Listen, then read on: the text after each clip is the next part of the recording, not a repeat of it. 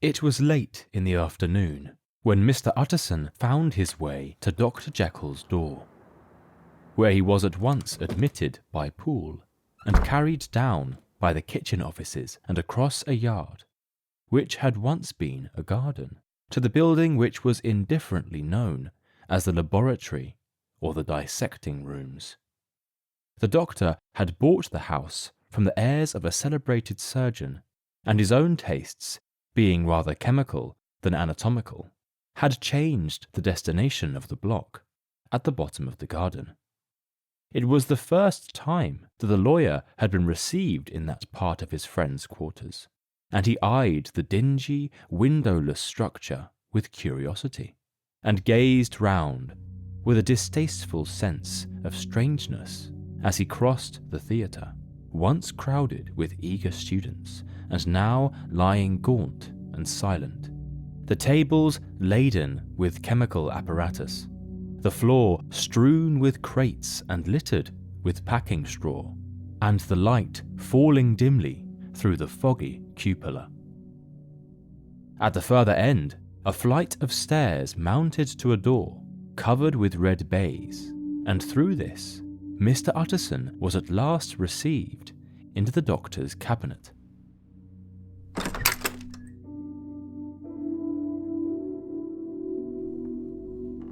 It was a large room, fitted round with glass presses, furnished, among other things, with a cheval glass and a business table, and looking out upon the court by 3 dusty windows barred with iron. A fire burned in the grate. A lamp was set lighted on the chimney shelf, for even in the houses the fog began to lie thickly, and there, close up to the warmth, sat Dr. Jekyll, looking deadly sick. He did not rise to meet his visitor, but held out a cold hand and bade him welcome in a changed voice. "And now," said Mr. Utterson, as soon as Poole had left them, "you have heard the news?" They were crying it in the square. I heard them in my dining room. "One word. Carew was my client, but so are you, and I want to know what I am doing. You have not been mad enough to hide this Utterson, fellow." I swear to God I will never set eyes on him again. I bind my honor to you that I am done with him in this world.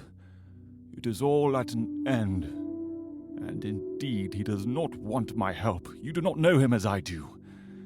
He is safe. He is quite safe. Mark my words, he will never more be heard of.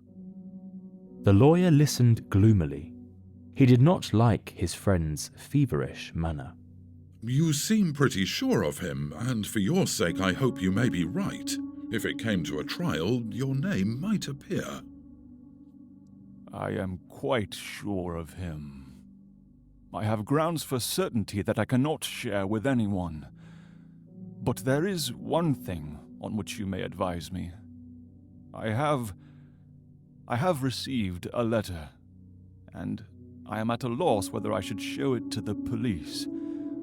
I should like to leave it in your hands, Utterson. You would judge wisely, I am sure. I have so great trust in you.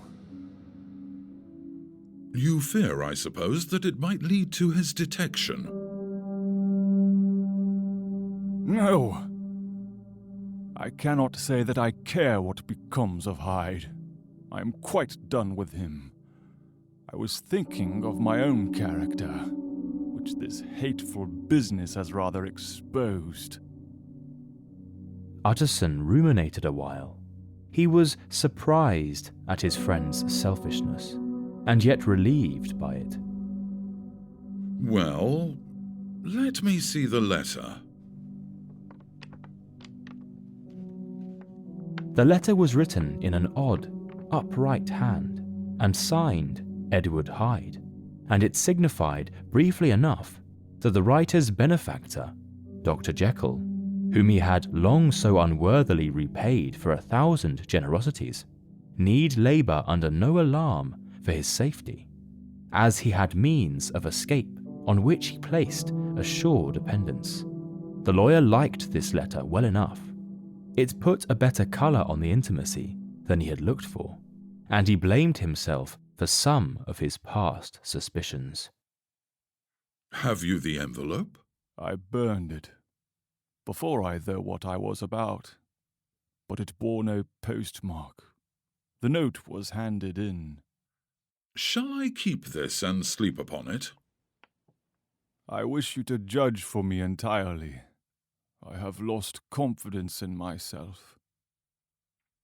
Well, I shall consider, and now one word more. It was Hyde who dictated the terms in your will about that disappearance. The doctor seemed seized with a qualm of faintness. He shut his mouth tight and nodded. I knew it. He meant to murder you. You have had a fine escape. I have had what is far more to the purpose. I have had a lesson. Oh God, Utterson, what a lesson I have had! And he covered his face for a moment with his hands.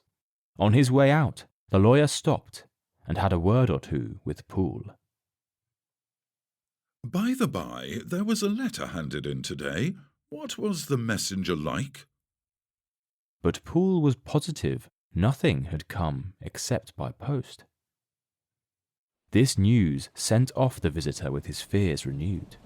Plainly, the letter had come by the laboratory door. Possibly, indeed, it had been written in the cabinet. And if that was so, it must be differently judged, and handled with the more caution. The newsboys, as he went, were crying themselves hoarse along the footways. Special edition, shocking murder of an MP. That was the funeral oration of one friend and client, and he could not help a certain apprehension lest the good name of another should be sucked down in the eddy of the scandal. It was, at least, a ticklish decision that he had to make, and self-reliant as he was by habit, he began to cherish a longing for advice. It was not to be had directly, but perhaps, he thought, it might be fished for. Presently, after, he sat on one side of his own hearth, with Mr. Guest, his head clerk, upon the other, and midway between, at a nicely calculated distance from the fire, a bottle of a particular old wine that had long dwelt unsunned in the foundations of his house.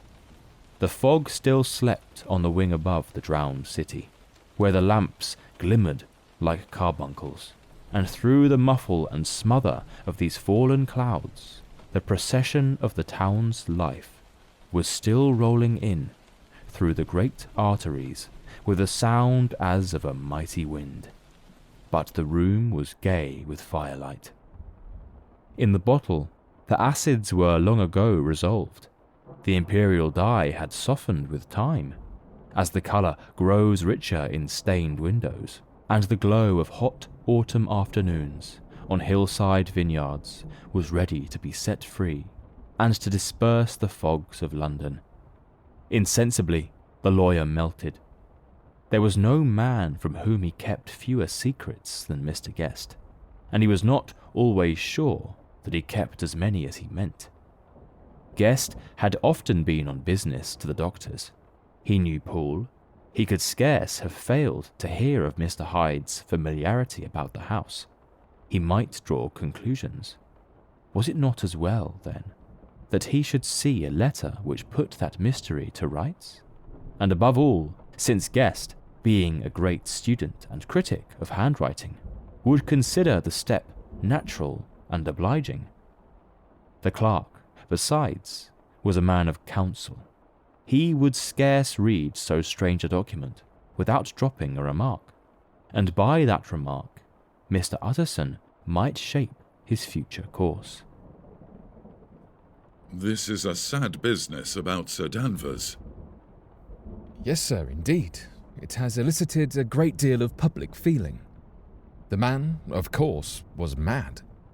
I should like to hear your views on that. I have a document here in his handwriting. It is between ourselves, for I scarce know what to do about it. It is an ugly business at the best. But there it is, quite in your way, a murderer's autograph. Guest's eyes brightened, and he sat down at once and studied it with passion. No, sir. Not mad, but it is an odd hand. And by all accounts, a very odd writer. Just then, the servant entered with a note. Is that from Dr. Jekyll, sir? I thought I knew the writing. Anything private, Mr. Utterson? Only an invitation to dinner? Why? Do you want to see it? One moment. I thank you, sir. And the clerk laid the 2 sheets of paper alongside and sedulously compared their contents. Thank you, sir. It's a very interesting autograph. There was a pause, during which Mr. Utterson struggled with himself. Why did you compare them, guest? Well, sir, there's a rather singular resemblance. The 2 hands are in many points identical, only differently sloped. Rather quaint. It is, as you say, rather quaint. I wouldn't speak of this note, you know. No, sir. I understand. But no sooner was Mr. Utterson alone that night than he locked the note into his safe, where it reposed from that time forward. What? Henry Jekyll forged for a murderer? No, sir. I understand. And his blood ran cold in his veins.